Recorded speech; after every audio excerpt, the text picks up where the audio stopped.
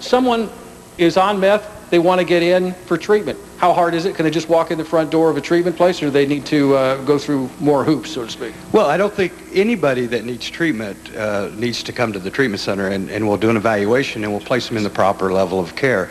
Unfortunately, methamphetamine had that altered brain thought and that whole thought process and that feeling of pleasurelessness that the addict experiences.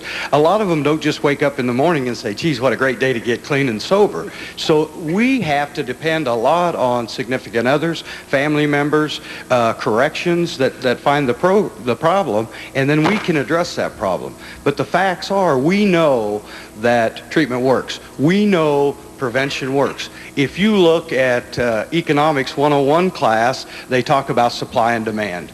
3 years ago, they had, 3 meth labs. 2 years ago, 15. Last year, 320. This year, 500. The supply is there. And that's less than 10%. The supply is there. So what we need to do is we need to focus on the demand side of it. If we can put a prevention program together and prevent one addict, one person from starting to use, and if we put some money into treatment and we get one addict in recovery, we immediately have reduced the demand for the drug.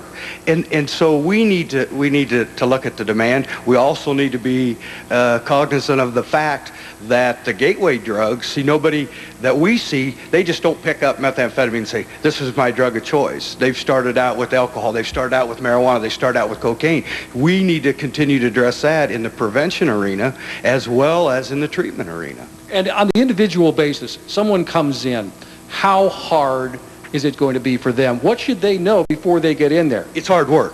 It's hard work. It's not just something that you walk into the treatment center and say, I'm going to quit using drugs today. I'm going to quit drinking today. It's hard work. You have to sit down, examine your lifestyle. You need to look at what your behaviors were.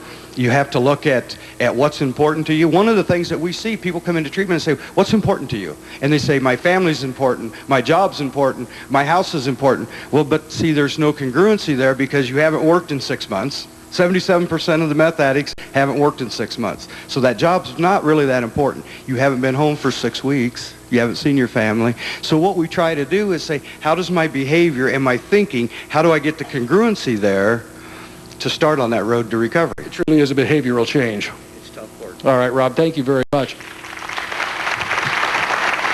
We mentioned at the top of our show that we have other reports coming in for you tonight, and one of them is from Creston. News Channel 8's Brian Polson is in Creston, where they're having a town meeting tonight down there, just by happenstance. And Brian, tell us what's going on.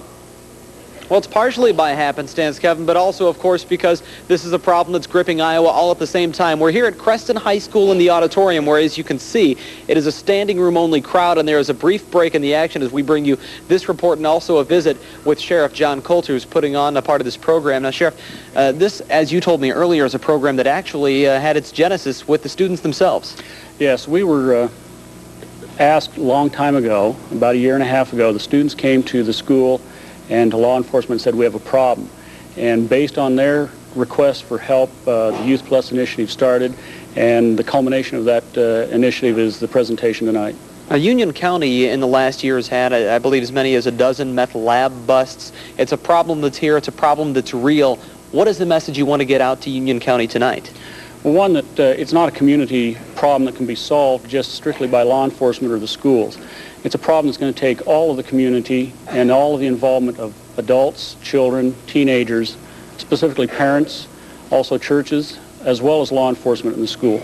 Now, you have a slide presentation or a computerized presentation called Meth 101, at least that's what some people have called it, that you're giving tonight. Is this the first time that's been given to the community at large? It's the first time we've given it to the community at large. I've given it to over 30 organizations individually and in small groups of 20 to 30.